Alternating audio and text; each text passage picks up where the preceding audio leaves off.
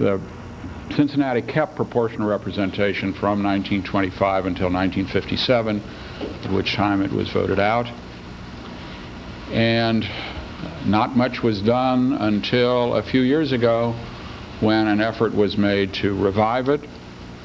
It was put on the ballot. There was quite a campaign. There was approximately a 45% vote in favor of PR, 55% against it. And then a year and a half ago, there was another campaign to restore PR. And again, the vote was approximately 45 for and 55 against. So it is a method that appeals to a significant number of people in Cincinnati. At the moment, not quite a majority, but still it's a very sizable number, and the concept seems to be alive. With that background, I will conclude my remarks, and again, thank you for being here. I hope we have a very productive weekend. Thanks very much.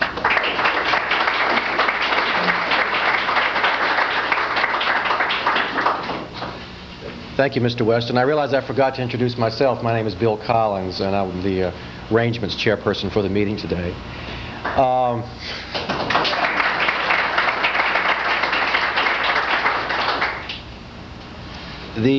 Here in Cincinnati, the gentleman that will be speaking next is somebody that, to use a cliche, really doesn't need any introduction, but for people from outside the city, you should know that Mayor Berry served as mayor here from 1972 to 1975. He was first ran for city council in 1947, which was one of the years that the anti-PR forces tried to repeal proportional representation. He ran as an independent, as a strongly pro-PR candidate. He lost, finishing 10th out of the 9-person field, but PR won. And then 2 years later, in 1949, he ran as a charterite and was elected to city council and served for many years afterward. And he's one of the, as far as I'm concerned, one of my political heroes, and somebody that I feel honored to introduce, Mayor Ted Berry.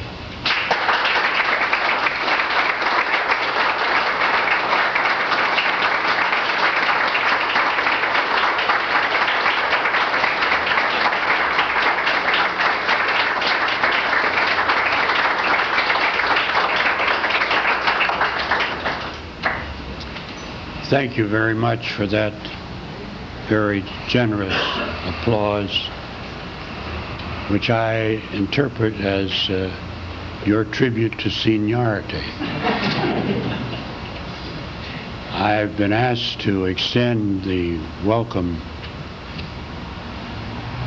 of the citizens of Cincinnati to this gathering, which I hope and I believe can be recorded as a very historic event being held in the city, which had the benefits of voting for representative government in the city council under PR. I have a slight impediment in speech, which will make my remarks very short.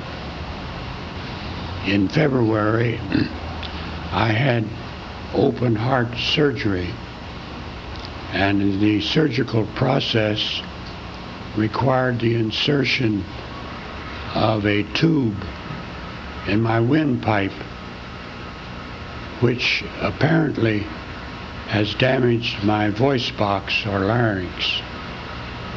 And as I talk, my voice gets huskier by the minute and equally weak, so that I find myself straining to do that which I've been doing for many years, addressing myself to the issues of the time and participating in the activities of this community. This can be, and I hope will be, a historic meeting, because Cincinnati enjoyed the benefits of electing its consul under PR for 32 years, from 1925 to 1957.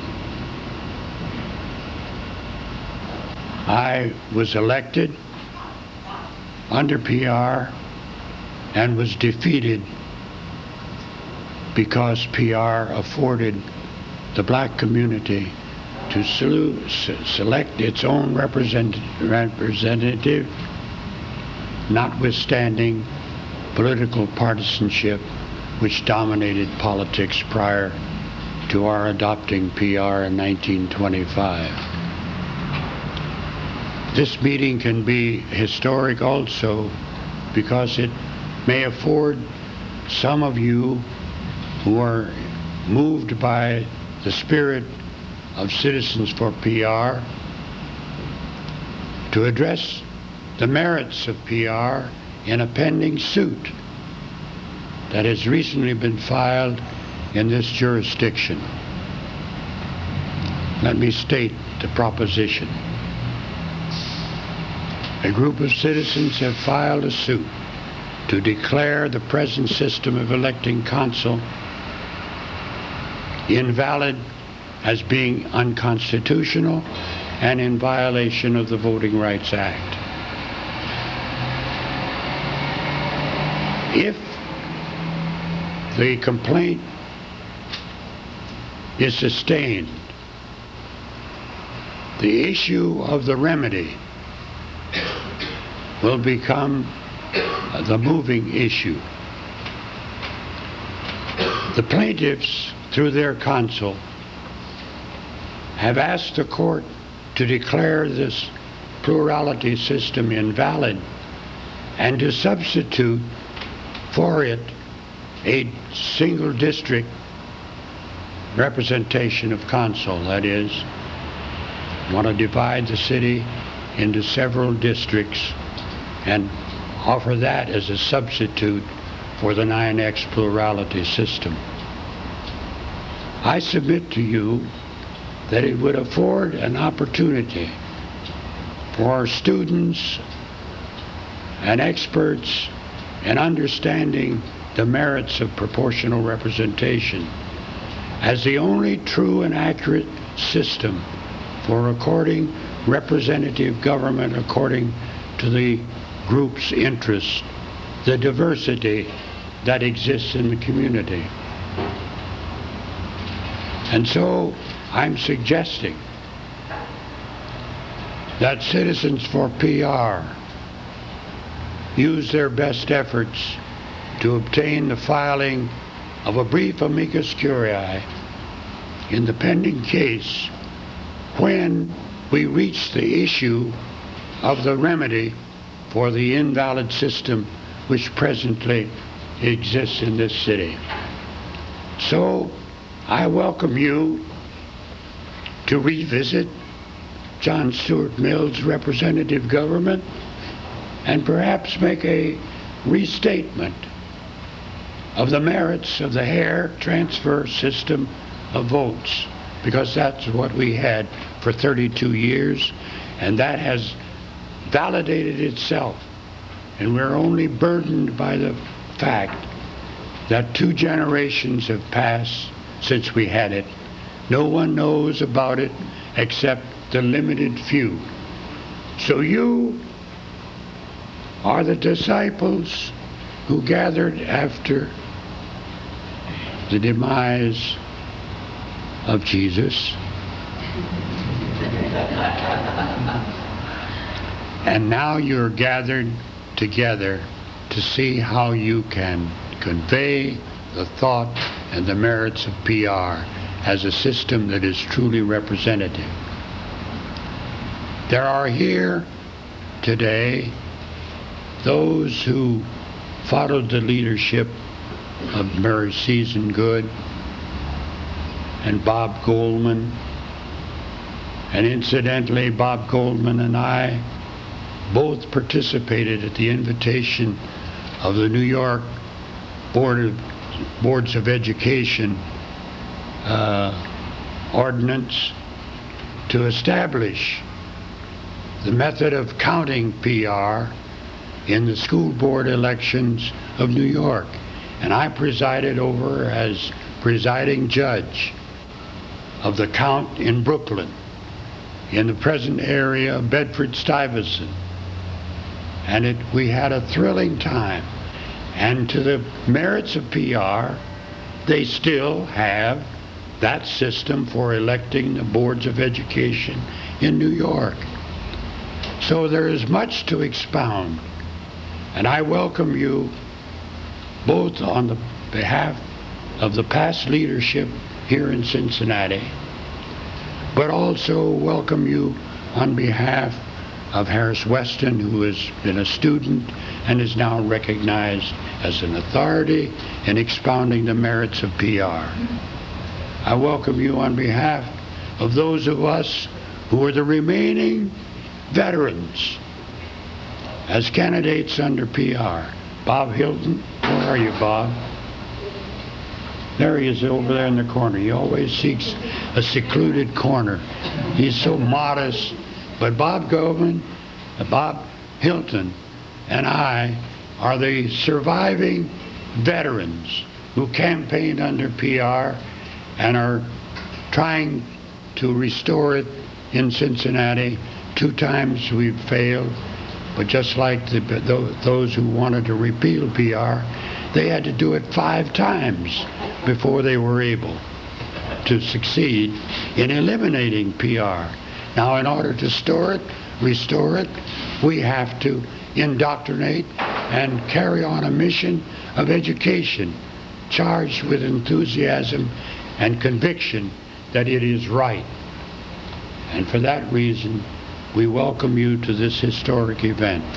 I'm glad to see so many young people, and I want to recognize Mr. Ritchie, who was here last fall helping charter to carry a laboring oar in the campaign to repeal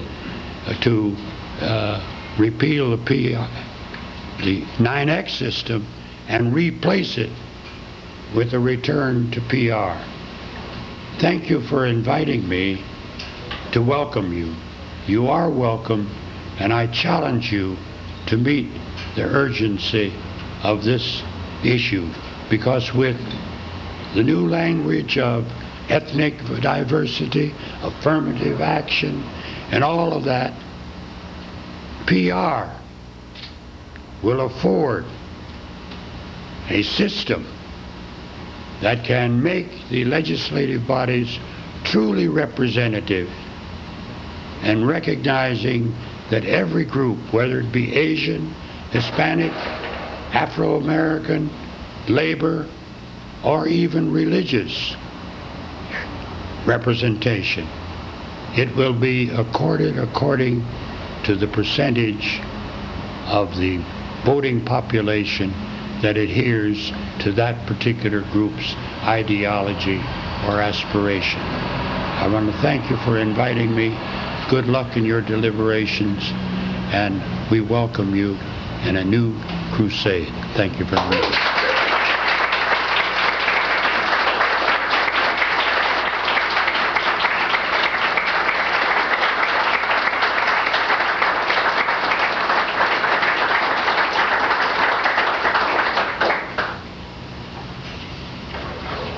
Thank you, Mayor Berry. I'd like to also just point out for some of the folks who are from out of town, there are 2 other groups that need to be thanked. One of the organizations that should be thanked for the modern campaign for PR and taking the initiative for that is the local chapter of the Rainbow Coalition, which was the group that initiated the Fair Ballot Coalition back in 1986 and 1987.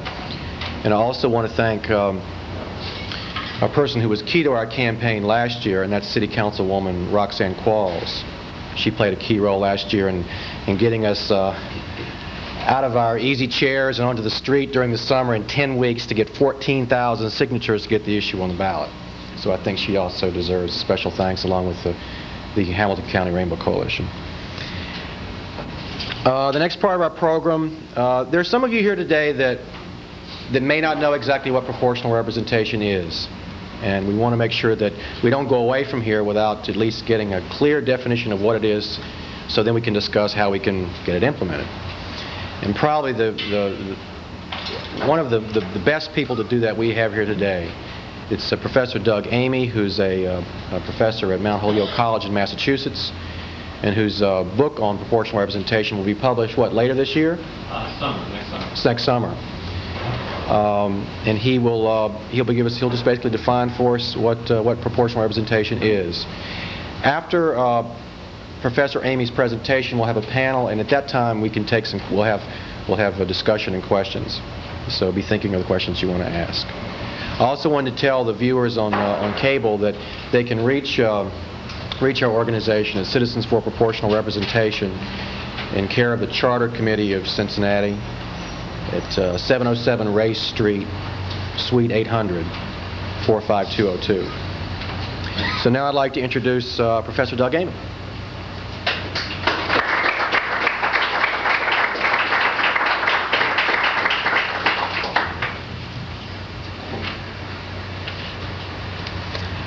Thank you very much. I'm very happy to be here today. I can't think of any better year to launch an organization like Citizens for Proportional Representation. It seems very clear that the American public is very ready for some kind of change in the election system. Voters have been expressing an incredible amount of frustration and discontent during this election year. They are very dissatisfied with the candidates being offered by the two major parties. All during the presidential primary season, protest candidates like Jerry Brown and Pat Buchanan received very large numbers of votes. And now we see the independent candidate Ross Perot leading in some presidential polls. And here's a man with virtually no experience in politics, often no discernible positions on important issues, but he's being embraced by many Americans who are desperate for any alternative to the Democratic and Republican nominees. Another clear expression of voter anger, I think, is the growing term limitations movement. Incumbent hostility seems to me to have risen now to a new high in this country. But while voters are certainly right, I think, to be frustrated with the current state of American elections, I think it's probably a mistake to focus that discontent solely on particular candidates. Many of us here today believe that the crisis in the American election system goes much deeper than the inadequacies of specific candidates. We believe that there is a basic flaw in the very structure of American elections today, and that the only effective solution is to adopt a new election system in this country, a system called proportional representation. Today, few Americans are familiar with proportional representation. We are quite familiar with our current system, which technically is known as a single-member district plurality system. It's a system we all know. It's where representatives are elected one to a district, with the winner being the one with the most votes, the plurality of votes. Now, the problem with this system is that it's often unfair and undemocratic. Among other things, it routinely denies representations to large portions of the electorate. It artificially restricts the party choices offered to voters, and it forms a barrier to the election of women and minorities to office. The source of all these faults can be traced to a fundamental flaw in the plurality system. It is designed to ensure representation only for the majority of the voters in a district, or the plurality. Only those who vote for the winning candidate get any representation in this system. All other voters are losers who do not seem to merit representation. All of those in the minority in a single-member district are thus effectively disenfranchised.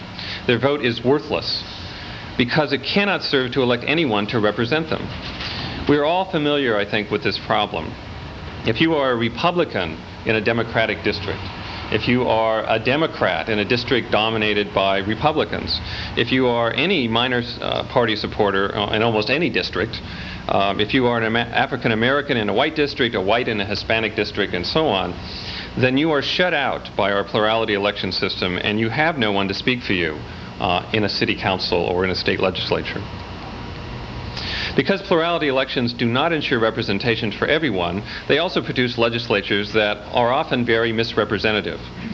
Typically, plurality elections exaggerate the number of legislative seats given to the largest party, underrepresent the second party, and totally deny representation to any minor parties. As a result, these legislatures tend to give a very distorted picture of the political preferences of the public. A very good example of this is my home state of Massachusetts. Plurality rules there have produced a delegation to the U.S. House of Representatives in which all 11 representatives are Democratic. They're also all white and all male, but in this case they're all Democratic. And this hardly represents the fact that there are a great many Republicans in that state, and that Republican candidates received almost 1/3 of the votes cast in the last congressional elections there. Proportional representation, or PR, is designed to work in a very different manner, and to be much more representative and much more democratic than our current plurality system. Its two basic aims are these. First, to ensure that all voters are able to elect their own representative, and secondly, to guarantee that all city, state, and federal legislatures accurately reflect the variety and strengths of all political perspectives present in the electorate. To achieve these aims, proportional representation systems use multi-member districts. Several candidates are elected in each district. And it is this arrangement that allows nearly all voters to elect someone to represent them, and that allows the seats to be divided up in proportion to the vote that each party receives in a particular district. For example, in a 10-seat district, a party winning 60% of the votes receives 6 of the 10 seats in that particular district. A party winning 20% of the votes wins 2 seats, and so on. Note that the party need not get a plurality or a majority of the votes to win representation, which ensures that even political minorities will get their fair share of seats. There are many different kinds of proportional representation systems. They all use multi-member districts, but beyond that similarity, they can take a very wide variety of forms. For those of you today who are here that are unfamiliar with PR, I will briefly describe the 3 most prevalent forms. First, one of the most common forms of PR is called party list PR, and it's used in many Western European democracies today. Each party puts up a slate of candidates equal to the number of seats at stake in that particular district. So if there are 10 seats, then there would be a party slate of 10 candidates. Voters cast their vote for one party list or another, and the seats are then allocated in proportion to the party's share of the votes. For example, if a party received 30% of the vote in this 10-seat district, the first 3 candidates on that party list would be elected. In some party list systems, the order of the list is established by the party, and the voters must cast their ballot for that set party list. Other party list systems give more power to voters. They allow them to cast a vote for an individual candidate on a list, thus increasing the chance that candidate could move up on the list and thus would have a better chance of being elected. Another form of proportional representation is called the additional member system, or usually it's called the German system because it's used in that country today. This system combines a party list system with the single member plurality system that we use today. It uses a double ballot. The first part of the plurality is a plurality ballot, essentially like what we have today in the U.S., in which different candidates compete to be the single representative from a relatively small legislative district. All of the winning candidates from those plurality races then go to make up half of the legislature. The second half of the ballot is a party list election in which, again, voters cast a vote for their preferred parties. The result of this party list election is then used to determine the overall percentage of legislative seats that each party deserves in the legislature. And the candidates from these parties are then given seats to bring each party up to its appropriate strength in the legislature. So, for example, if a party wins 50% of the party list vote, then it's entitled to 50% of the legislative seats. If that party already elected 20% of those legislative seats through winning the single-member district elections, then it would be allowed to fill an additional 30% of the seats with candidates from its party list. The advantage of this system is that it allows each small geographical district to have its own representative, and yet at the same time it ensures proportional representation to all parties in the legislature. The other common form of proportional representation is the single transferable vote. STV is sometimes called the Anglo-Saxon version of PR because it's most popular in countries in the English tradition. It's now used in the Republic of Ireland, in elections for the Australian Upper House, and it has also been used at times in the United States, including here in Cincinnati. Now again, in this system, candidates run in multi-member districts, but this time voters use a preferential vote. That is, they rank their preferences by putting the numbers 1, 2, 3, 4, 5, etc. next to the candidates' names on the ballots. To determine who is elected, first a quota is established. In a 9-member district, the quota would be around 10% of the vote. All those candidates who got their first choice votes totaled over that 10% quota would then be declared elected. Then a process of transferring votes takes place to determine who fills the seats that are left. All excess votes of the winning candidates are transferred to their second preferences. If necessary, the lowest candidate is also dropped out and his or her votes are transferred again to the second choices. Ballots are then recounted, and all of those candidates now over the 10% quota are declared elected. And then this process of transferring keeps going on until all of the seats are filled. The advantage of the single transferable vote system is that, again, it allows voters to cast ballots for individual representatives. They are not limited to simply voting for a party. And again, yet it still ensures proportional representation of parties in a city council or a legislature. Now, I realize that to those unfamiliar with PR, these systems can seem quite complex at first. And while the mechanics of allocating seats can be very complicated, the actual voting process is not very intimidating at all. As John Cleese of Monty Python fame has observed, if you can count to 5, you can use the single transferable vote. And certainly the very high voter turnout rates in PR countries are evidence that the voting process is really simple enough. Of course, what's most important about proportional representation is not how it works, but its political results. In order to appreciate the many political advantages of this system, I would ask you to imagine for a moment how American elections would be transformed if we were to adopt proportional representation in this country. First, we would see elections become a much more democratic and a much more representative process.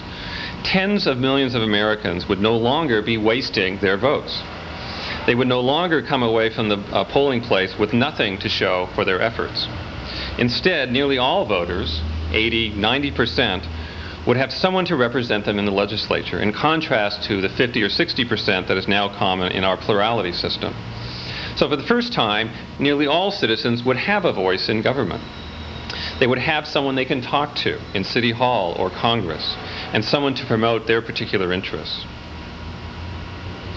PR would also allow us to break out of the monopoly of the two major parties and to create a true multi-party system in the United States. Our current two-party system severely restricts the choices of American voters. We can go into any shoe store in the United States and have dozens of styles of shoes to pick from. But when we go into the voting booth, we only have two parties to choose from. It is and I think it's really ludicrous to believe that two parties can somehow represent the wide variety of political opinions present in the United States right now. And I think this fact is becoming more and more obvious to the public. A majority of Americans now say they would like to see other parties emerge to challenge the Democrats and Republicans. But the problem is that our current plurality system makes it almost impossible for such minor parties to flourish. It requires that a candidate get a majority or plurality of the vote to get elected, and by definition, most minor party candidates cannot attract that many votes. Potential minor party supporters quickly realize that to vote for a minor party candidate is simply to waste their vote. And so they reluctantly switch to a more realistic major party candidate. This plurality barrier explains why, even though we've had over 100 minor parties started in the United States, most have died out in a relatively short period of time. Adopting PR would finally allow for free and fair competition between all political parties in the United States. Parties could get candidates elected even if they only received, let's say, 20 or 30% of the vote. Suddenly, minor parties would become viable in the United States. For the first time, we could have a viable Green Party, or an African American party, or a Latino party, or a Libertarian party, or a Taxpayers Party. Voters would finally have some real choices at the polls, not merely a choice between the lesser of two evils. Political campaigns, I think, would be reinvigorated, with a variety of candidates expressing different ideologies and offering different analyses of our pressing problems. It would become much easier for new ideas and new voices to be heard in our political system.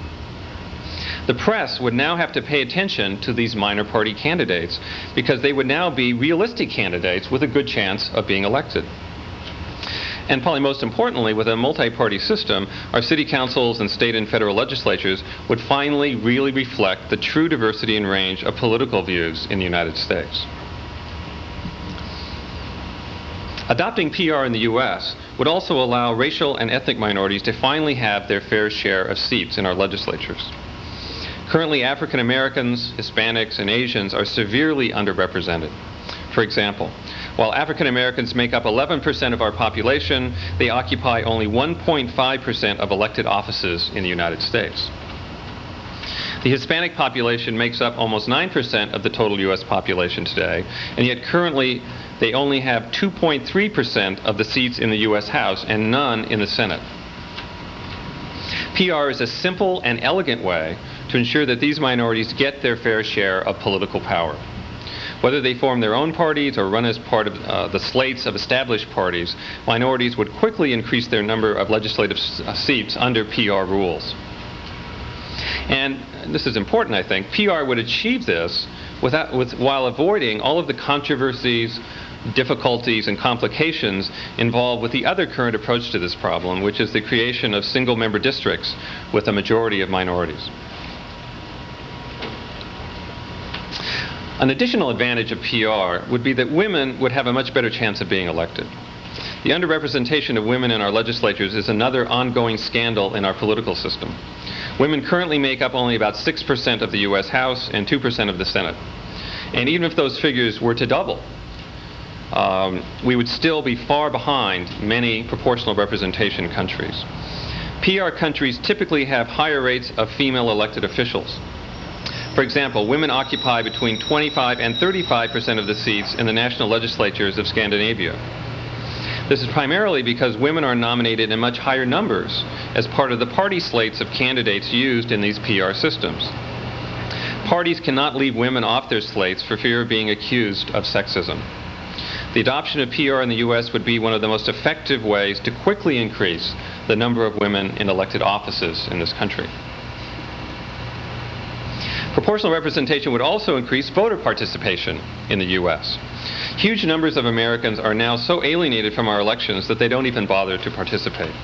Voter turnout continues its 30-year decline in the U.S. Most people don't vote most of the time. And this can only cast doubt on the democratic legitimacy of our elected governments. While democracies with proportional representation routinely enjoy voter turnout rates of 70 to 80%, we are lucky to get 50% in the U.S., and it's usually much lower.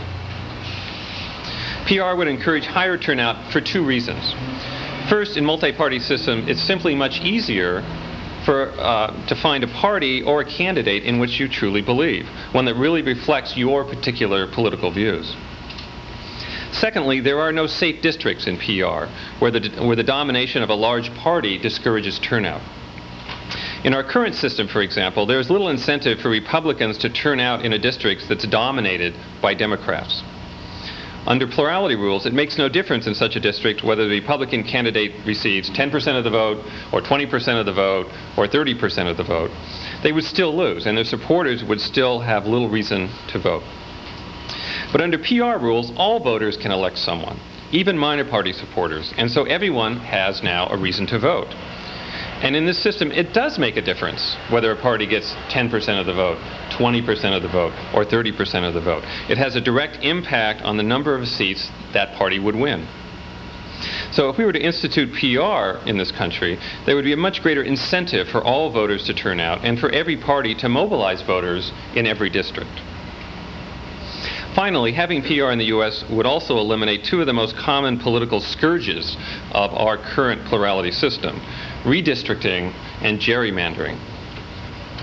In all election systems, shifts in population require periodic reapportionment of legislative seats in order to ensure equal size constituencies. Under single-member district, this means that district lines usually must be redrawn, which, as we know, often rapidly turns into a political nightmare. Parties fight bloody battles over rival redistricting plans, and usually at the end, everything always seems to be in the courts to be resolved. Under PR rules, reapportionment rarely requires redistricting. One merely shifts the number of seats at stake in each multi-member district. So districts losing population would lose seats, and districts gaining population would get more seats, with no changes in district lines being necessary. PR would also eliminate gerrymandering. In single-member district system, lines, as we know, are often drawn to create district majorities that favor certain parties or incumbents, a cynical exercise designed to cheat some parties out of their fair share of seats. But PR uses large multi-member districts, so it doesn't matter whether a party is a majority or a minority in a particular district. All of the parties will receive their fair share of seats. Gerrymandering becomes virtually impossible. In any case, given all of these significant advantages, it should be clear that proportional representation is a vastly superior alternative to our current plurality system, a fact that I think is recognized by almost everyone else in the world today. Almost every other industrialized Western democracy now uses some form of proportional representation. And it is significant, I think, that in almost every case, these countries chose PR to replace plurality-style elections. And it's also revealing that in the emerging democracies of Eastern Europe, while they have been rushing to embrace American-style economic systems, not a single one has embraced our plurality election system. All have chosen some form of proportional representation. During the last 100 years, the worldwide trend has clearly been away from plurality elections and toward proportional representation. Only 4 Western democracies still cling to this outmoded system: Canada, Great Britain, New Zealand, and the United States. However, we should remember that here in the United States, PR has not been a complete stranger. Between 1915 and 1964, almost 24 cities in the U.S. Enjoyed PR elections. They included Ashtabula, Boulder, Colorado, Sacramento, California, West Hartford, Wheeling, West Virginia, Cleveland, Ohio, Cincinnati, Toledo, New York, and Worcester, Massachusetts. Today, Cambridge, Massachusetts still uses the single transferable vote in its city council and school board elections. The adoption of PR in these cities usually came as part of a package of city charter changes pushed by progressive forces as a way of reforming city government. These early efforts to establish PR were spearheaded by a coalition of national groups like the Proportional Representation League and local good government organizations like the Charter Committee here in Cincinnati. From all indications, PR worked quite well in most of these cities. It helped break the back of corrupt party machines, and it opened up city governments to wider political representation. After the first PR election in Ashtabula, in 1915, an editorial in a local newspaper noted the new diversity of political viewpoints reflected in that new city council. Quote, "The dries and the wets are represented." Took me a while to figure out what that was. The dries and the wets are represented. The Protestants and Catholics, the business, professional, and laboring men, the Republicans, Democrats, Socialists, the English, Swedes, and Italians are represented. It would be hard to select a more representative council in any other way, end quote. Of course, proportional representation has now largely disappeared from the United States, but not because, I would argue, of any flaws in this system. In some cases, PR was abandoned when other parts of the progressive reform package, like the city manager, were abandoned by these cities. In other cases, PR was overturned because the political establishment in those cities resented sharing power. Leaders of the major parties worked relentlessly to get rid of PR, often mounting 3 or 4 or 5 repeal campaigns before becoming successful. In several cities, they focused on the fact that PR had allowed leftists or racial minorities to be elected to city councils. And they used explicitly racist or red-baiting campaigns to get rid of PR. In short, PR was usually attacked not because it didn't work, but because it did work.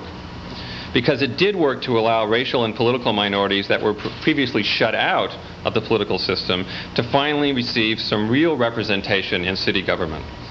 And it was this empowerment that so many political leaders found unpalatable. There is an obvious lesson for us to learn, I think, from the history of PR in the U.S., and that is, despite its clear advantages over our present system, it will not be an easy task bringing proportional representation to this country.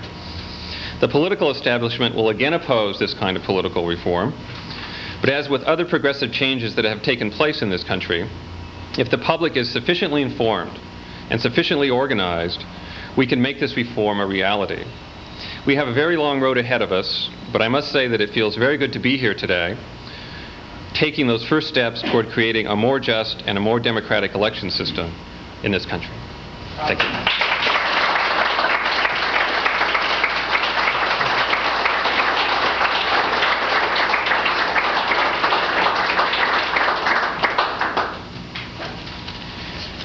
Thank you, Professor Ramey, for your excellent presentation. I thought one of the things that Doug said there at the end was significant, how as we begin our organizing in behalf of proportional representation, we need to recognize that we will be opposed by the major parties. Here in Cincinnati, the folks involved in the early campaigns in the 30s and 40s can tell you all about those war stories, but here recently, the Republican Party was always unequivocally opposed to proportional representation and has fought us every step of the way. And in the last referendum in 1991, the majority of the Democratic leadership opposed PR, but fortunately there was a strong PR member on the Hamilton County Executive Committee of the Democratic Party, and he succeeded in tabling the motion to oppose PR at a key meeting. So they maintained an official neutrality. We'll break here in just a minute, but I did want to recognize 2 people before we went on. Earlier today, Councilwoman Bobby Stern from Cincinnati was here and participated in our discussion, and we enjoyed having her here. Her daughter's in town this weekend from California, so she wasn't able to stay for the entire day's activities.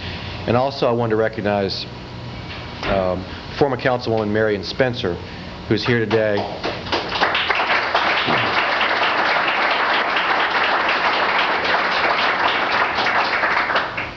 Ms. Spencer has been a key leader in the fight for proportional representation in recent years, as well as back in the 50s as well. We're going to take about a 5-minute break here so we can reconfigure the front of the room, set up the panel, and we'll have a panel discussion here with our 4 participants. And so just break shortly to stretch and walk around, and then we'll have our panel, and then we'll take questions afterward. Thank you. I'm a political scientist from the University of New Orleans, and I've been asked to moderate this afternoon session, which has a panel of people with true expertise on the subject of proportional representation in election systems more generally. Let me say that as a political scientist, I'm delighted to be present at a session like this, because one of the most disappointing things, I think, in our country, to me, has been the very truncated nature of the debates we have about election systems. It seems in this country we have a very narrow continuum. We think only about single-member districts with plurality decision rules, or at-large elections with or without majority plurality rules, place systems, or some kind of other fine-tuning of those systems, and we never go beyond that continuum. And what this panel reflects today in this meeting is that there is new interest. We do have an expanded interest now in alternative ways in which we can structure electoral competition in this country, democratic electoral competition. I think there are several new sources of interest in thinking more broadly about this. Doug earlier talked about language and racial minorities, looking at new ways to structure our elections to eliminate the problem of vote dilution in this country. He talked about women and how it's widely perceived these days that single-member districts are a serious impediment to the election of women in this country. One thing I might add to that is a new form of litigation occurring, and that is litigation focusing on the way we elect judges in this country. Judges, state and local judges, are not elected everywhere, but in many states they are. And those are some of the most discriminatory election systems, in that not only are they at large by plurality rules in effect, or majority rules, but they're by separate places, even eliminating the possibility of single shot voting. All of those concerns are pushing interest toward other ways to structure electoral competition. And it's a privilege then to introduce this panel, all people who have in some way contributed to this expansion of interest. I'll introduce the panelists quickly first, and then we'll take them in a slightly different order. But to my immediate left is Councilman Tyrone Yates, a member of the City Council in Cincinnati and a proponent of proportional representation here. Next to him is Kathleen Barber, from Cleveland, Ohio, who is coordinating and working on a study of the history of single transferable vote, PR, in the state of Ohio. Next to her is Ed Still, a voting rights attorney from Birmingham, Alabama, and I believe the first person from within the voting rights community to get people to think beyond single-member districts as a remedy for minority vote dilution, and to start looking at other things, including the single transferable vote. And next to Ed is Wilma Rule. I suspect that no one has marshaled more evidence to support the notion that single-member districts are an impediment to the election of women than Wilma Rule, a political scientist from Nevada. So we'll begin first with Kathleen Barber talking about the history of PR in Ohio. Thanks, Dick. The project that I'm working on is a study of the 5 Ohio cities that used PR between 1915 and 1960.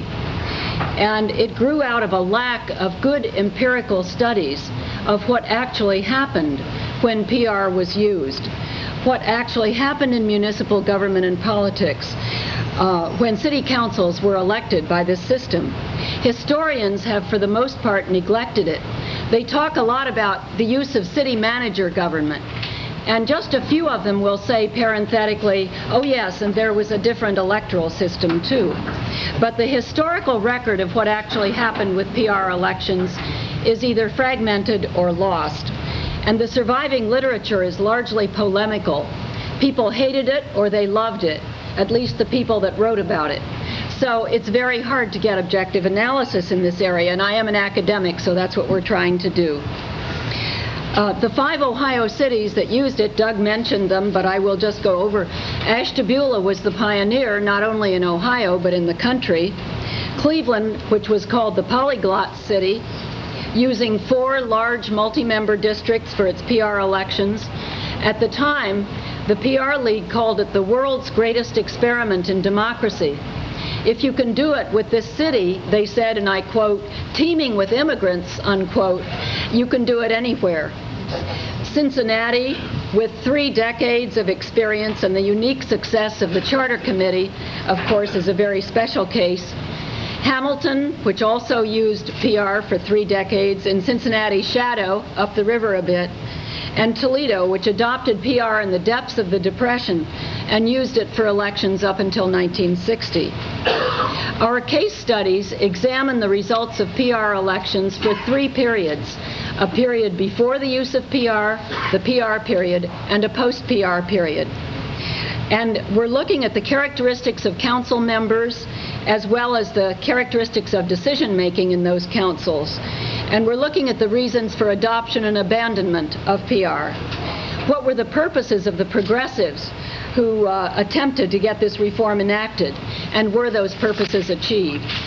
What were the unintended consequences? We have a very good sample here because we have diversity in city size, ethnicity, racial composition, and economic forces. And that means it's providing a very fruitful basis for a comparative study. At the same time, we've confined the study to a single state, so it has a common legal framework for what happened and a somewhat similar political culture. The work is not yet finished, so I can't be too specific about results, but I will make a few generalizations. The most significant variable that we have found is unquestionably, as you would expect, race, Except in Ashtabula, where the important minorities were ethnic, that is, Italian, Swedish, and Finnish Americans, the representation of African Americans was facilitated, or in the case of Cleveland, increased under PR in all of our cities. A second characteristic is that the socioeconomic status of council members went up. A larger proportion of councils were professionals. Blue-collar members declined in numbers. In fact, there tended to be labor union leaders elected instead of laboring people, if you understand the distinction, and that was very controversial at the time. Rather than mechanics and small business people like bartenders and undertakers in the neighborhoods, you tended to get professionals, lawyers, and other citywide professionals. A third characteristic is that women secured representation for the first time in Cleveland and Toledo, but not in the smaller cities and not in Cincinnati until into the 1940s. The fourth conclusion that I think is perhaps the most important is that we have not found evidence of fragmentation or conflict in council decision-making or policy deliberations. And we measured conflict by the percentage of non-unanimous votes in the city council on substantive issues. And we are finding that actually the amount of conflict decreased during the PR period in some cases and stayed about the same in the other cases.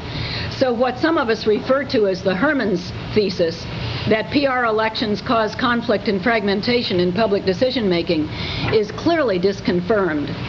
We call it the Herman's thesis for those of you who are not familiar with a professor from Notre Dame University who goes to all political science meetings in order to make sure that everybody knows that PR causes fragmentation. And led to Hitler. And led to Hitler, that's right. It's because of PR that we had Hitler. That's the center of his hypothesis. The progressive reformers of the early 20th century who promoted PR elections were diverse, and they had many different motives. Some of them sought to introduce efficiency into the operation of city government, and others wanted to provide greater public benefits for more people, like parks and sewers and other amenities in the face of the poverty that was caused by urbanization, industrialization, and immigration in our cities. There were still others that were trying to take power away from the urban machines. And at the time we had PR in Ohio, the urban machines were entirely Republican, and they wanted to return the power to the people, the power held by the bosses. The PR-elected governments accomplished some of these things in some of the cities in terms of their goals. They accomplished them at least for a while. But what is most striking to me in this study of PR is that PR elections seem even more relevant to our concerns today than they were to the progressive period. Now we do talk about fair representation of minorities, and I think Amy's point was very well taken, that PR could do today what we're looking for under the Voting Rights Act, and people were not looking for that in the 1920s and 30s and 40s. It happened, but they weren't looking for it. So today we watch districting authorities and federal judges drawing these grotesque shapes, fragmenting political communities and violating commonsensical notions about compactness and contiguity in drawing districts in order to create minority and, in fact, majority single-member districts. We can only think how simple and straightforward it seems to allow voluntary constituencies in a larger community to coalesce through proportional representation. I think I have another minute. Do I have another minute? Two? All right. The most interesting findings historically for me have emerged out of an attempt to discover where did this idea come from anyway. And I started with John Stuart Mill because we all know about John Stuart Mill and the fact that he thought Mr. Hare's system was the perfect electoral system. I found that I had to go back to the French Revolution and the American Revolution and de Tocqueville, Alexis de Tocqueville, who argued that before the 19th century was over, equality was the universal tendency of mankind, and that the 20th century would see perfect equality. The difficulty was, as John Stuart Mill saw it, and he wrote letters to de Tocqueville, there's quite a correspondence between them, the difficulty was that democracy was very dangerous. Okay? And how were you going to keep the excesses of democracy in check? So the excesses would be if you arrived at universal suffrage, and of course to them universal suffrage meant all white males would be voting. And if all white males were voting, then how would you protect the system against majority tyranny? And so John Stuart Mill came up with the idea of weighted voting. You would give educated people 2 votes and ordinary people 1 vote. Then he read Thomas Hare, and he said, here is the perfect system. We will always be able to get the educated minority elected if we have PR voting. So his purpose was indeed to protect what he called the principle of competence in government, that the educated minority could get elected. The progressives in America replaced that concern with somewhat broader concerns. They wanted laboring men represented, and indeed they wanted business and professional people represented on their councils. Then we have John R. Commons and Charles Beard arguing for the representation of the common man. Well, since 1960, of course, the focus has shifted to representation of minorities, of race, ethnicity, and gender. And I think it's an ironic twist, but one worth noting, that while originally proportional representation was proposed by those who feared the excesses of democracy, it is now opposed by people who fear democracy. We have people saying, oh, but too many different kinds of people will get elected. We will hear perhaps the wrong voices in the councils of government.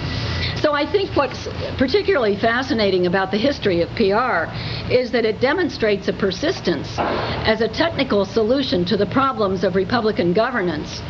And also, it has an ability to bear the burden of very different political ideas over the course of time. And now it's here, ready for us with our new political ideas. Thank you. Thank you, sir.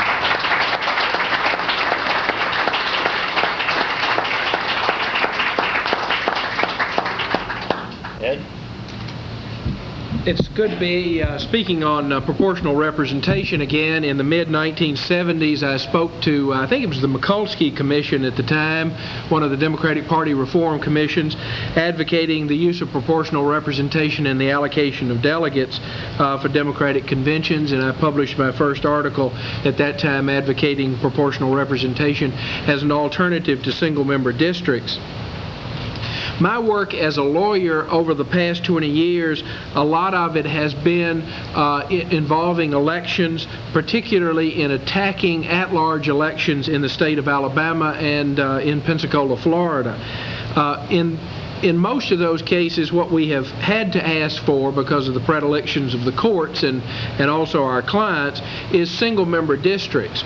In a large case that we filed back in the late 80s or mid-80s, we started asking in some small jurisdictions where it was very difficult for us to draw single-member districts because of the low number of blacks or because the blacks were scattered around the city in such a way that we couldn't draw a compact single-member district. We couldn't even draw a non-compact single-member district, was to ask for limited voting or cumulative voting. These are both semi-proportional systems. Limited voting, you get 1 vote or 2 votes or whatever it is, some number less than the full number of council members. You still elect people on an at-large basis. Every person has, for instance, 1 vote, and then the top 5 people get elected, for instance. What this results in is that a group with 1/6 of the voting power, if they will stick together, will be able to elect one of the members of the council. Cumulative voting does the same sort of thing, except you give everybody 5 votes, and they then get to accumulate them if they want to. They can spread them out 1, 1, 1, 1, 1, or they can cast them 2 votes for one person, 3 votes for another, or 5 votes for one person, however they want to split them up. And again, the idea there is that the minority group is able to concentrate its political power in getting one person elected. The problem with these systems is that if the minority group is not together. They can't decide on one candidate ahead of time. They're going to end up splitting their votes, and you may not get any kind of representation for them at all. The other problem is, what if the minority group deserves, on a proportional basis, 2 or 3 out of the 5 or 7 or whatever it is members on the council? How do you attribute their votes in such a way that some group of them can vote for X and some group of them can vote for Y, so that they can get 2 members elected on the city council instead of just 1? So there are problems there, but to be frank about it, my tactic in Alabama has been to take what I could get and be sort of Fabian about this whole thing and wait until enough places adopted limited or cumulative voting and then begin to notice problems with it and ask questions about how could we make it better. Oh, I just happen to have something else here. It's this little system. It's called the single transferable vote. And we will drop the use of the term quota, by the way. We will not mention that term again since it's so politically charged. So in trying to deal, as I have been doing, primarily with the issue of racial politics in America, I have, as I say, we've been going after single-member districts where we could. We've been using limited voting and cumulative voting where we could get that as an alternative to single-member districts. But where we have been using single-member districts, of course, that's based on 2 assumptions. The first is something that we have to prove in the case, which is that there is racial block voting. Whites tend to vote differently than blacks do in elections. What that breaks down to, but doesn't necessarily have to be true, most of the time that means whites vote for white candidates, blacks vote for black candidates. It doesn't necessarily have to be that way, but it usually is. So to the extent that we assume racial block voting, then single-member districts, of course, sort of freeze that in place. The other thing that we've got to have to make single-member districts work is a fair degree of racial segregated housing. Not segregated by law, but segregated just because that's the way things are, or because that's the way what people can afford, or that's the way people want to live, or because of people's individual discriminatory choices, not necessarily segregation by law. And since we have in Alabama, in most places, a fair degree still of racially segregated housing, you can most of the time draw single-member districts. But to the extent that we're able to break down racial segregation, but people persist in racially discriminatory voting patterns at the same time, we're going to be diluting the power that we have in the single-member districts. But proportional representation, the single transferable vote, would allow people to be able to cast those votes no matter which way the people on either side of them lived. They'd be able to group themselves into the voluntary constituencies. Think about the people who live on your street. If you happen to be in a neighborhood like me, over 50% of them vote Republican, and I'm a Democrat, so I don't necessarily have a lot in common with them much of the time.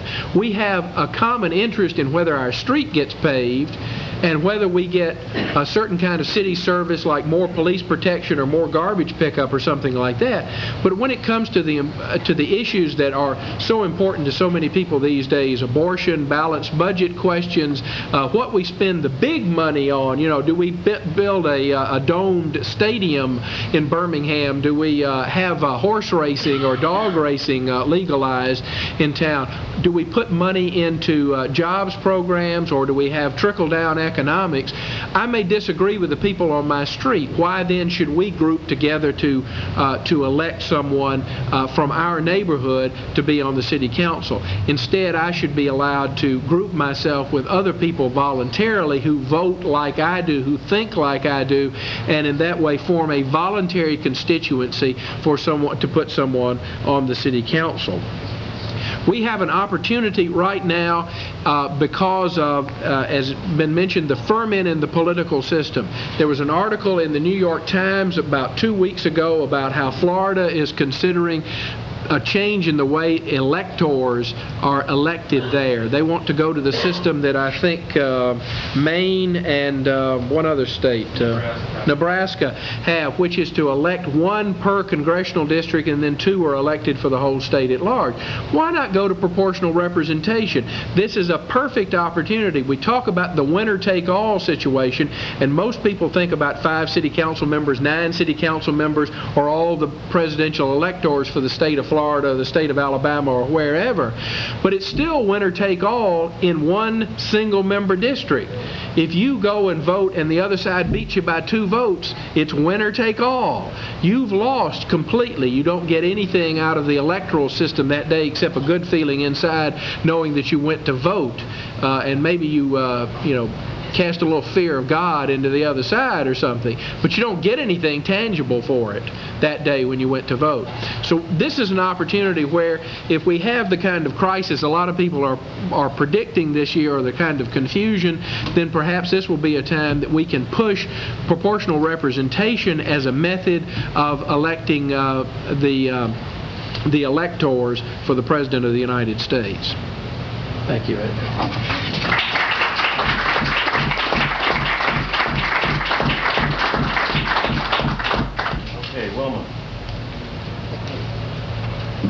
You'll excuse me for standing. First of all, you can see me. And secondly, for some reason, I think better when I'm standing on my feet. You can't hear me. No, I don't think these microphones are not PAs. They're just for the cable system. So you're going to have to just speak up. First of all, I want to say it's a real exciting thing to be here. It's wonderful to have this organization forming. And secondly, I'm proud to be on this panel with very distinguished members. I'm going to talk about the importance of electoral systems. Secondly, I'm going to talk about what research shows that women do best under particular electoral systems. And thirdly, I'm going to talk about what remedies we can have for these bad electoral systems. What can we do to make them better and to make them woman-friendly as well as minority-man-friendly? Very briefly, the importance of electoral systems is they can be used to exclude people or to include them. They can be used to keep blacks and Latinos and women out of the electoral process completely. We have almost a complete situation where Latinos, blacks, and women are left out of the Congress and many, many state legislatures. On the other hand, there are systems which are inclusive, and we'll get to those when I talk about the friendly types of electoral systems. Now I'd like to go on to what research shows. Most friendly of all the systems, the most friendly system is a proportional representation preference vote system. And I have here the Cincinnati Party, and it has a list of candidates that it's put up. It's possible for us to vote for 9. All right, you can spread that vote any way you want. You can spread it on Ali. I voted for Ali, and then I voted for Mary because I want to see more women in, and then I voted for Jane because I want to see more women in, and then I voted for Sam. That'd be nice, and so on. And finally, when I got down to the 5th one, I said, well, the 5th one, I guess I'll vote for Cecile. Again, I want more women in.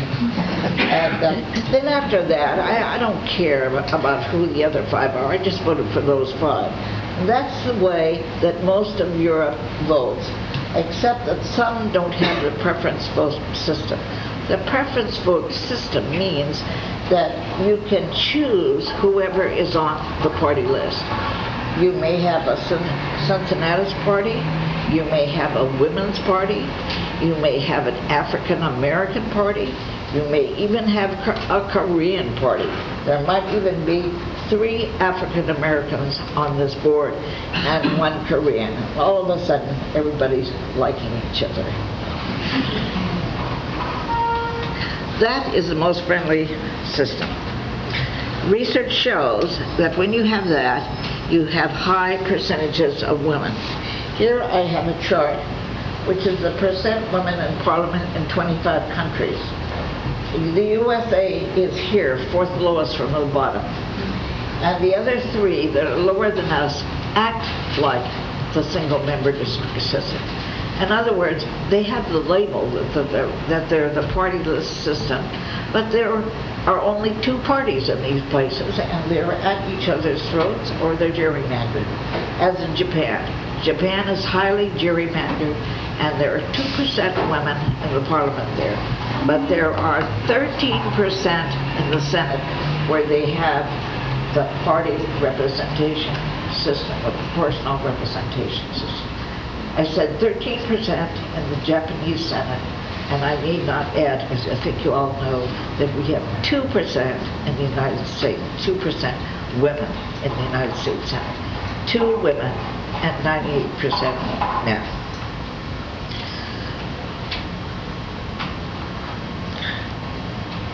All right. So research shows that the party list proportional representation system is the most friendly to women. All these countries that are high have the party list proportional electoral system. Norway, for example, has 38% women. Finland has 38% women, and so on. And right down here at the bottom is the United States, Malta, and Japan in the lower house. So you can look at this later, and tomorrow I'll have some copies of this chart if you want to take it home.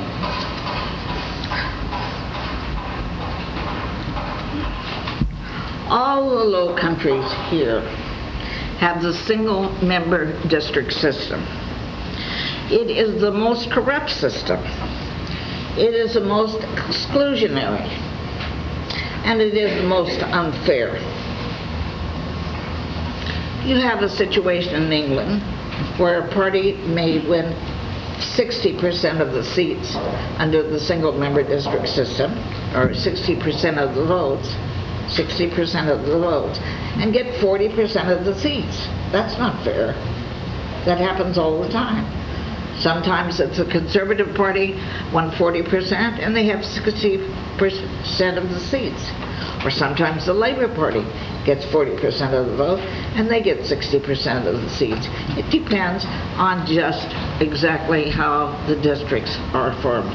And as you know, from reapportionment, you can form the districts any way that you have enough power or authority to do it.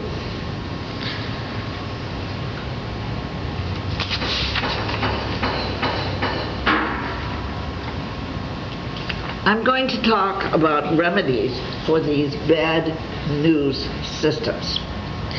What can be done?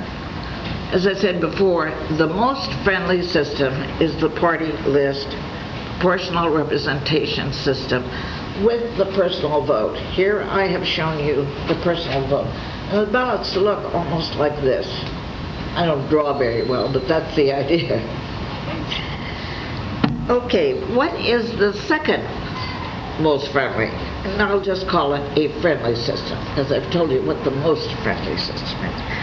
A friendly system is, as you have in Ireland, there you have the single transferable vote that has been discussed here. Here we see Ireland on the chart.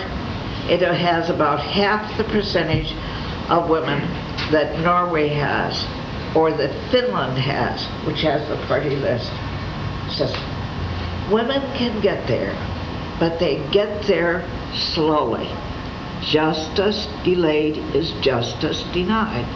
The United States will eventually get there, but about 150 years, maybe 200 years, maybe 300 years. Somebody has projected 400 years. That's not justice. That's what we've got in the U.S. So the second most friendly is the single transferable vote, or the cumulative vote. The cumulative vote, you have 9 votes, and I have spread my vote over 4 or 5 people, but I could put all 5 on Mary if I wanted to, or all 9 on Mary, and make sure that Mary gets in. So that is the cumulative vote, and it works for women as well as men. I want to add something here about black women, Latino women, and Anglo women. I have done a study of the 50 state legislatures, and I have broken the representation down by race and sex. That is most revealing. I had no prejudice when doing it, and I was extremely surprised by the results. The results I have here on another chart. Yeah. Table 2. I just happened to bring my charts with me. Here I have Table 2. The information comes from the Joint Center for Political Studies, which is a black group, and the Latino elected officials group, which is the Latino group, and Rutgers University, which has a women's center. Here we have Hispanic men and Hispanic women. Hispanic men are 2% of state legislatures. Hispanic women are 2/10 of 1%. In other words, the ratio is for every 10 Hispanic men, 1 Latino woman is elected in state legislatures. You have a situation in New Mexico, for example, which has 35% Latinos elected. You have 35 men and 5 women because they have single member district systems. Okay, the same thing is true of black women. The underrepresentation of blacks is attributable to the fact that there are not enough black women in state legislatures and in Congress. I'm not going to dwell on this because I have a friendly note from the moderator which says I only have 2 more minutes. But you can come and see this later. These have the statistics. We go now back to friendly systems. Okay, the proportional representation preference vote is the most friendly system. The friendly system is the cumulative vote and the single transferable vote. Satisfactory, I've gone down another tier, is multi-member black districts, multi-member Latino districts, multi-member Latin American, I've already said that, multi-member Native American districts. That is a satisfactory system. In Arizona and Maryland, in the United States, there are black multi-member districts. Black men and black women get elected. And bad news is at-large districts for black men, but they're good for black women and Latino women. So what can we do to have a win-win strategy? We can adopt one of the friendly systems which are friendly to men and women and get some black women in there. But to correct the United States Congress, we must repeal the 1842 law mandating the single-member district system. That's 5 Statute 491. That started the whole excessive incumbency. We must repeal that and the state laws that are like it. And then we'll have a win-win situation in which we can adopt a friendly system. Thank you.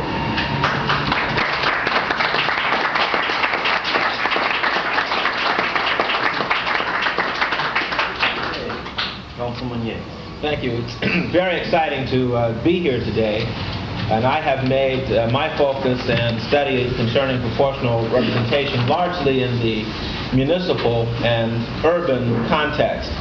I've been a candidate at different times for city council on 3 occasions in an at-large system for a council of 9 members, and in a city with 3 parties, Republicans, Democrats, and Charterites, and I've run twice as a Democrat for Cincinnati City Council and once as a Charterite. It's instructive that the time that I won, I was a member of the Charter Party. But part of my formal study of this issue relates to the tension in the American system under our Constitution, and particularly in the race context, and of our 3 Civil War or Civil Rights amendments. The 13th Amendment, which was ratified in 1865, which freed essentially slaves constitutionally. And then the 14th Amendment, which provided citizenship in the states for African Americans, ratified in 1868. And then following that, in 1870, the ratification, I guess with some of the southern states under substantial duress, of the 15th Amendment. And each of those amendments was progressively more difficult to have ratified. And the most tension that we've seen since that period has been, we really still remain scuffling, if you will, over the implications of the 15th Amendment and what it means for the United States in terms of racial equality. In the urban context, I think in the last 30 years we've seen a tremendous amount in our urban centers of characterized, I would call it white flight, suburbanization. Many people say it has a lot to do with the interstate highway system, and yes, that's true, and access to loans for houses that people would build following the Second World War, and yes, that's true, but some component of it has to be, or certainly is, race. And I would use as the basis of that, certainly, we have one of our urban scholars here, Dr. Zane Miller, of the University of Cincinnati, who, and I think we ought to recognize him, the author of Boss Cox's Cincinnati.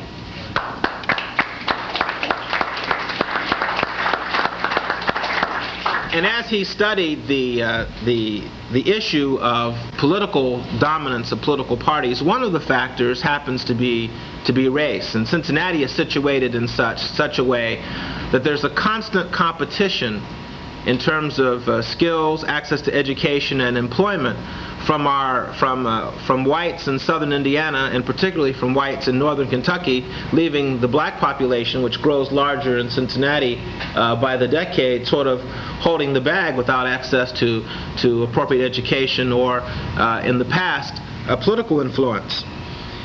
And my experience, I think, in observing what happens in localities over the long course of time with the use of districts in particular, over time seems to me to reduce the influence of blacks over time, and that proportional representation would increase the influence of and involvement of whites and blacks in the urban cores. And it's something that hasn't been used very much, but it seems to me that if there were PR in a city like Cincinnati, that we wouldn't see as much of the flight that we would see, and where there are districts, or if there were districts here, we would see an increase, I think, in a flight of not only white citizens from the city, but also of a lot of the capital, which helps to fuel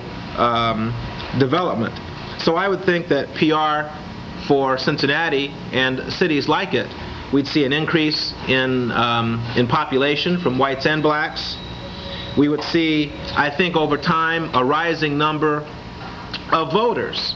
PR is, I think, admittedly, not the easiest system. You don't have to be Stephen Hawking to figure it out, but it isn't the easiest system.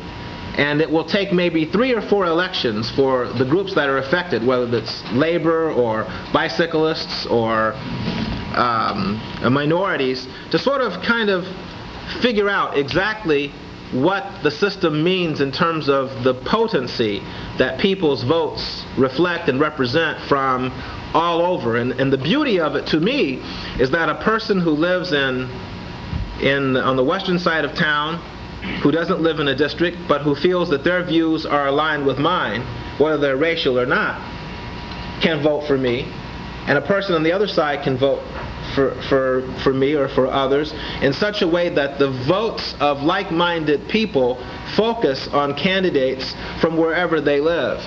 In the racial context, if we assume, unfortunately for a second, if we assume the parallels between candidates who represent women or minorities or labor, and we assume that labor people are going to vote for labor and that blacks are going to vote for blacks and women are going to vote for women, it still means that people all over the city are going to have a chance to focus those votes on particular candidates, but not be able to take all of the marbles, not a winner take all because of the opportunity for preferences. This may sound slightly elitist, but I think it's true that the PR system also, I think, elevates the quality of candidates. That various groups, whether they're women or labor or minorities, you frequently hear a cry that the elections are somehow supposed to be easier for us. Well, elections should never be designed in such a way or a process that people are locked out. But elections are never going to be easy.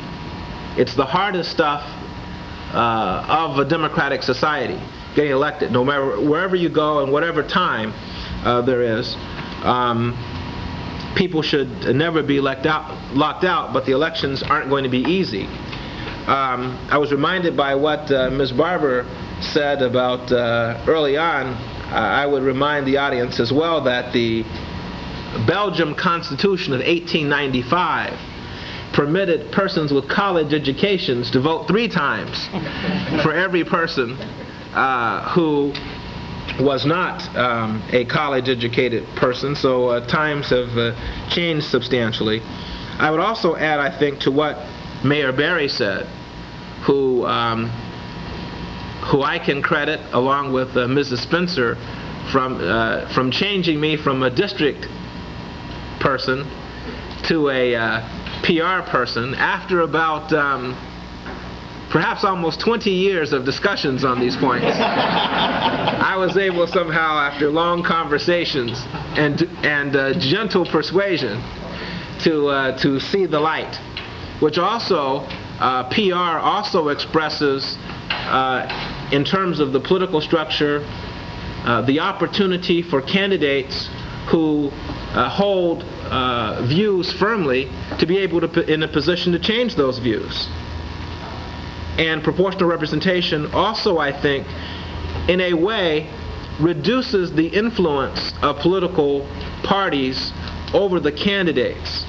Now, I happen to think that political organization and political parties provide important clusters for people to follow if they don't follow individual candidates.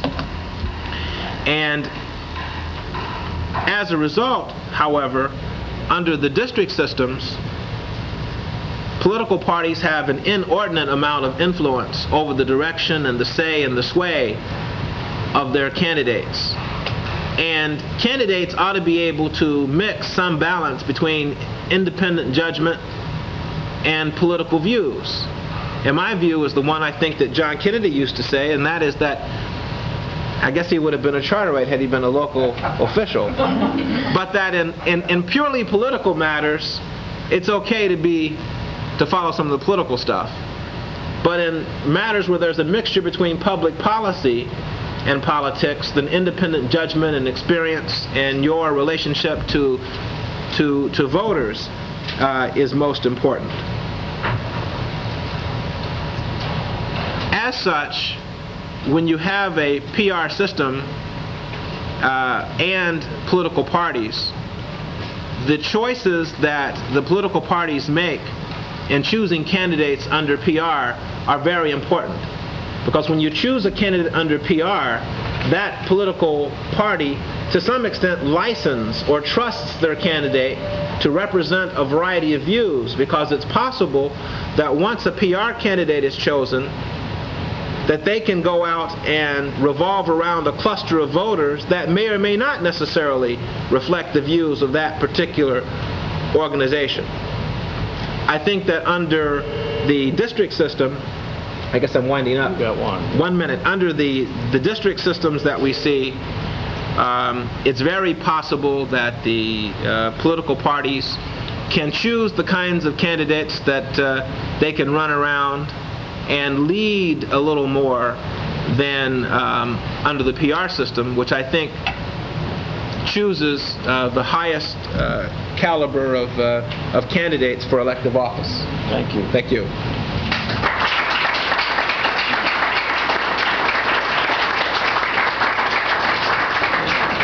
Our panel has been remarkably disciplined. I can't believe people interested in PR can speak within 8 to 10 minutes, but they've done it.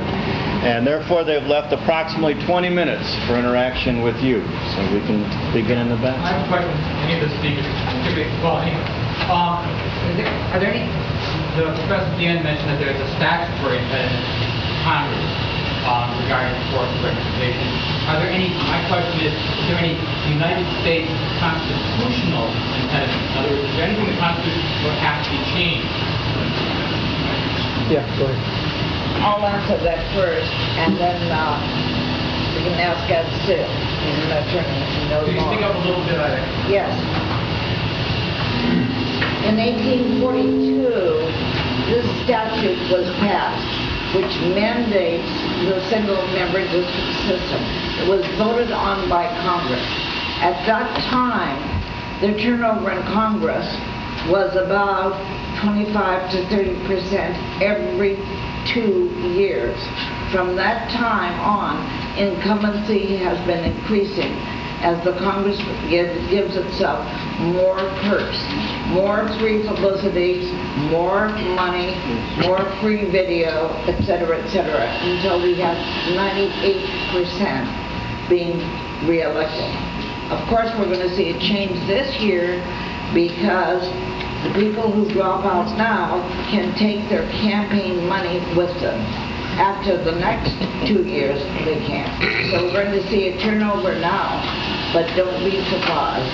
But all we have to do is repeal that 1842 law, consistent with the Voting Rights Act of 1982, and then we can go on to allow states to adopt PR, both for Congress and for the legislature. So, then, just one corollary question. How does the Voting Rights Act change the Constitution? Since the Constitution does not seem to, that statute you're talking about, how does the Voting Rights Act? It doesn't have anything to do with that statute. No, I understand that. But put the statute aside and just look at the Voting Rights Act itself. Does Yes. it contain... Let me have Ed answer this. Consistent with the Voting Rights Act, under Section 2 of that act, any adoption of proportional representation any place in the country could be attacked if it was being used to discriminate against a minority group such as blacks or Latinos or American Indians or something like that. Under Section 5 of the Voting Rights Act, certain jurisdictions, mostly in the South, but also in the Southwest and New York City, are covered and have to get pre-clearance of any kind of change in election systems or election laws. So if they want to adopt proportional representation there, it would have to be pre-cleared by the Justice Department. I really don't think that that would be a problem. They have pre-cleared all our adoptions of limited voting and cumulative voting that we've adopted in Alabama, about 25 different jurisdictions. Haven't given us any problem there. So I think we could get it pre-cleared. The Voting Rights Act does contain what is called a PR disclaimer within it, which says no group is entitled to be proportionally represented. That disclaimer, however, does not preclude the adoption of a single transferable vote election system. In other words, you can't go into court and say the existing system is a violation of the law because I don't get PR. All right? But if a court found the system in a violation of Section 2 of the Voting Rights Act, it could adopt the single transferable vote. It's not likely to, because the Supreme Court precedents do focus on single-member districts. It would be a very innovative, courageous judge, I guess, who would sort of fly in the face of precedent and say the remedy would be a proportional representation system. But I'm not sure a judge couldn't do that with justification and that sort of thing. Plus, the remedy, if they find a system of violation, the remedy usually goes back to the jurisdiction. For example, if it was Cincinnati, it would go back to the city council. And a council could come back and say, we're not going to adopt single-member districts, we're going to adopt single transferable vote. It would cleanse the dilution and therefore be okay. And I think a judge would approve that. Could they also do it with the preference vote list, the party list? Yeah. Well, I think they yeah, could do you're that. less likely, though, because the party list system is too party-centric for American taste. I mean, basically the idea is you vote for the party under that system, not for the person. If you're going to talk about PR in this country, STV is by far the more marketable approach, if not the better approach as well, because that focuses on voting for a person, and your party queue is simply within the transfer. You can stay cohesively within the party and transfer your preferences in that order. But the party list system in Europe is very party-centric. I mean, the idea is you go in and you pull the party lever, and with the preference system, then within that you can say, and among the party members, I prefer this one over that one. So, in the back? Yeah, I'd like to ask, in reference to your last comments, those of us in Cincinnati know that in 1957 the system was changed from PR to 9X. And what are the, the possibilities in terms of the court case of attempting to show that that change in 1957 was meant to dilute minority vote and saying, give us back the system we had prior to 1957. So what you're asking is what's possibility of the system being found to be unconstitutional because it was adopted with a discriminatory purpose? Yes. I'm going to defer to people from Cincinnati or our historian. I'm a defendant in the case, so let me take a shot. Not only a defendant in the case, but I'll be one of the first people deposed. They've sent me my notice. Which case is this, Councilman? This is the case that's in court now, challenging the 9X system. Okay, for asking for a district system. And my position as a council member disagrees with what the municipal corporation's position is. The municipal corporation wants to say that things are fine as they are, or maybe at some point say districts, but obviously my position is proportional representation. I have a right to assert that. So I will be asserting the position that you've just mentioned, Mr. Slater, and attempting in my deposition to lay out all the facts and provide what documents I can relating to that. But I think that the courts have to be continually educated, and I think that what Mayor Barry said earlier is perhaps if this group were to gear up and to file a brief amicus curiae, or even to seek to intervene, either status would be a very powerful involvement in the case, and also to recognize what my Supreme Court professor used to say, is that the justices and the courts read the newspapers too, and as a result the shaping of public opinion is very important. And I recall, just as an aside, asking James Meredith, who integrated the University of Mississippi, what were some of the factors related to his case, and he said that one of the strategies that they used was to make sure that whether it was at U.S. District Court or at the United States Court of Appeals for the Fifth Circuit in New Orleans, that the courts were packed with his supporters every day there was a hearing. And so if you go into a courtroom with just the lawyers arguing to a judge without a group of people supporting, if there's if people are arguing different things and there's a courtroom full of PR people every day, and if there's stories on PR, and if there are sophisticated people who have talked about PR in the neighborhoods and da-da-da-da-da, at the same time the case is proceeding, I think you have a shot. We transfer to this side. Okay. Mr. Still, you point out to the court that the single-member district permits indirect minority rule by preventing half the votes, half the districts to control. Yes, I think that's an important point. You know, in the Sims versus Amos case, which was the one from Alabama, where the court for the first time struck down a system after Baker versus Carr had decided the general principle that they could strike down electoral systems that discriminated against fair representation. One of the points that they made at that time was that the electoral system in Alabama was constructed in such a way that about 26% of the people could elect more than 50% of the representatives in the House of Representatives in Alabama, because the power, you know, because of the malapportionment. But you can do the same thing, you know, in a single-member district system. If you get just 51% of the vote in just 51% of the districts, then you're going to have just about 26% of the votes cast for that particular party or political group. So we sometimes, you know, we can use that theory if we are pushing proportional representation, I think. Well, the problem is every state legislature is virtually elected that same way. That's right. That's right. Nearly all of them Every are. state has a 100% minority rule. That's correct, but as a practical matter, it doesn't, you know, we've got this mathematical possibility. As a practical matter, it generally doesn't happen that way. But we do have the problem that happens overall. Of course, in the Indiana, Bandemer versus Davis in the U.S. Supreme Court, one of the things they were talking about there, they were looking at proportionality, but they were looking at how the Republicans did in all the districts across the state, how the Democrats did in all the districts across the state. And then they say, well, there's some rough proportionality or some disproportionality because X percentage of the people voted Democratic, but not all of those people got their Democratic representatives elected. They end up with, in effect, virtual representation by having to look to a Democrat elected several districts.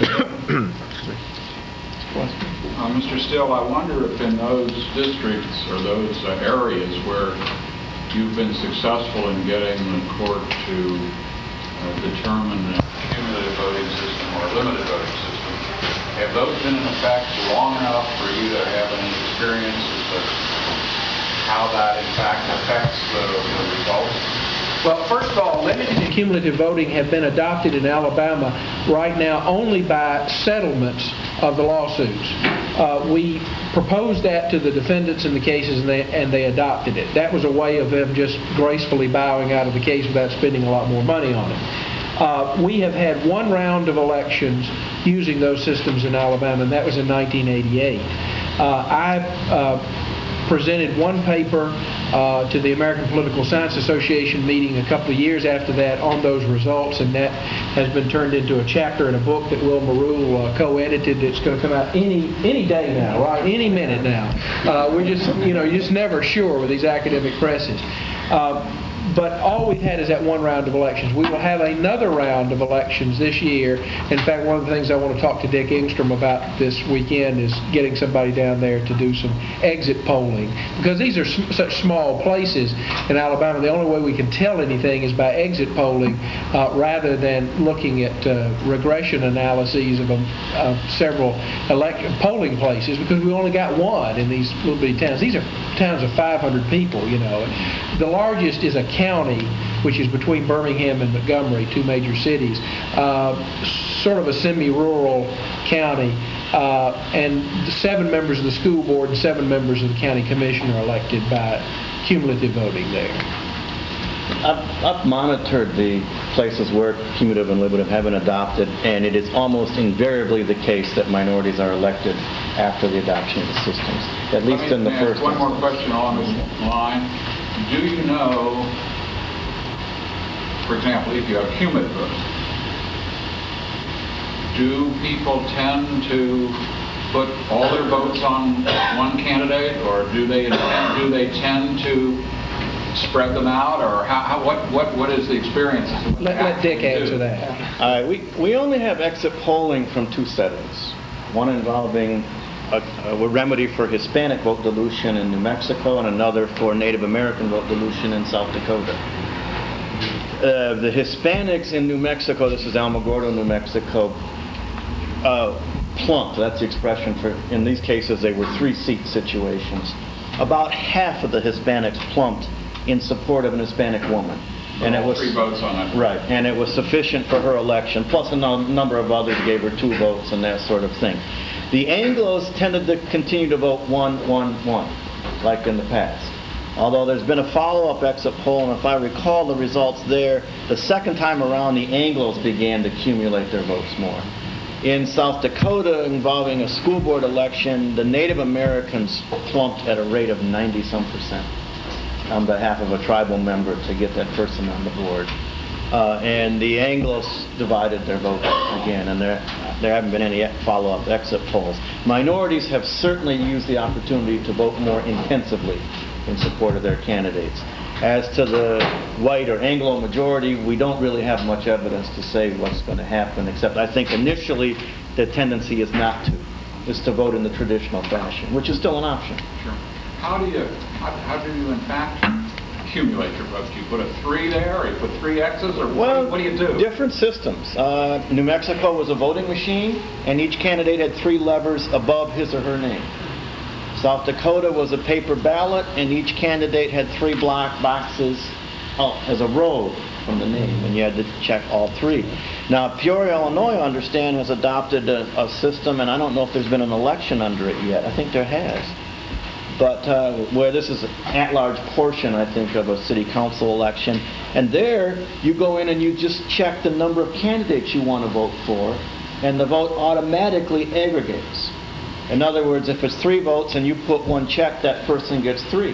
If you put 2 checks, they each get 1.5, and if you vote 3, and it's an automatic process. So a bit easier on the voter, I suppose, in that sense, but the voter has to realize what they're doing. And that one, of course, doesn't then allow you to vote 2 and 1, or 3 and 2 or something. But most of them have been simply that many levers, or that many boxes, or that many punches on a computer ballot, if that's going to be the case, and you use them. I did some canvassing during the election in which PR was repealed here. And speaking to the people, I was struck by the fact that there was a general state of ignorance on the part of the public. They just did not understand how PR voted. And secondly, there was a great deal of discontent about the length of time it took to count the vote under PR. Under the existing computer technology, could you computerize the count of a single transfer PR system? We have an expert in the audience. Okay. Professor Macklin from Miami University is an expert on that subject. Could he answer that? We certainly can computerize it. We've run elections for years. Please stand, please. We certainly can computerize it, and I think that Bruce Petrie here in Cincinnati saw how to adapt their system to computerizing a PR election, or even with that difficulty of having to put a key punch operator between the voter and the count, it would only take a day or 2. In the university situation, we can do it like that. So it certainly can be computerized. It might cost money, and it would certainly cost some new voting machines, and somebody has an interest in that. But yes, indeed. 40% black. If blacks voted out, Harris? voted There's a wasp in your numbers, there'd be more than 2 blacks on council. Isn't with any system still the bottom line turnout and education? And what is inherent in PR that's going to enhance that? David Duke has been elected. I was watching the WASP. I missed the question. I held education as a variable. I studied many different factors. The culture, the political parties, education, etc. Education doesn't make any difference, nor does culture, as we see in the Japanese example. The most important factor is the electoral system. It doesn't speak to this point. Well, let me follow up on that. I do think that in a proportional representation system, one downside as far as minority groups such as blacks and Hispanics is that turnout is going to be very important. typically in the South, what we find is we have to construct a district. If we construct a district that's, say, 60% black, we will find that it has a 55% black voting age majority. There's generally a 4 to 5 percentage point drop once we draw that district. So we've got a problem of turnout there, first of all. Among Hispanics in the southwestern part of the United States, if you draw a district that has an Hispanic majority, you may be drawing a district that has a large number of non-citizens. And so for that reason, the Hispanics may not be a voting majority in that situation. So what we can see is you might have a city that's 20% Hispanic and 20% black, and yet the turnout will be 15% black and 10% Hispanic, and the rest will be white because of those two factors of age and citizenship. And so that is a downside to abandoning the single-member district system. But I think that there are enough pluses to it that we probably ought to try to adopt that any place we possibly can. Mike, note, seeing you brought up David Duke, and I'm from Louisiana, he was elected from a single-member district. Well, I think I was saying like supremacist candidate rather than it seems in an urban area where you might have a liberal majority, that the effect of it, that you might be able to elect already, as it is, say in San Francisco, liberal candidates, and the effect might be in the more liberal areas, more conservatives than you already have. Yeah. Who could otherwise get elected. Well, they're entitled to representation too. Okay, Bill?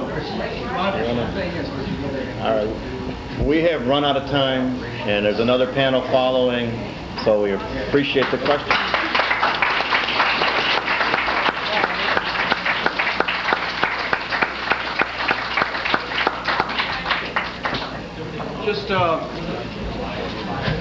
Just wanted to make a brief announcement before you leave.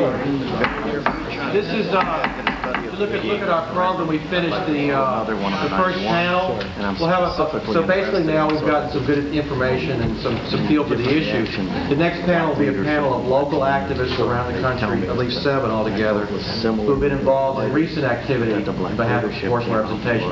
They'll give brief reports on what's been going on locally so you can know what's been happening.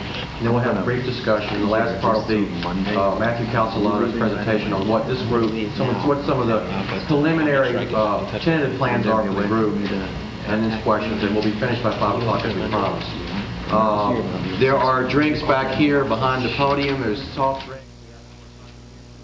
Thank you for watching this segment of City Cable's coverage of the Citizens for Proportional Representation National Conference of June 20th and 21st of 1992. For more information concerning Citizens for Proportional Representation, contact the organization at Post Office Box 11166, Alexandria, Virginia 22312. And in Cincinnati, the telephone number for local information is 241-0303. Stay tuned to City Cable for continued coverage of the Citizens for Proportional Representation Conference. Call City Line at 352-CITI for updated program information. Leave your name and address, and we'll add you to our City Cable mailing list for monthly City Cable program schedules.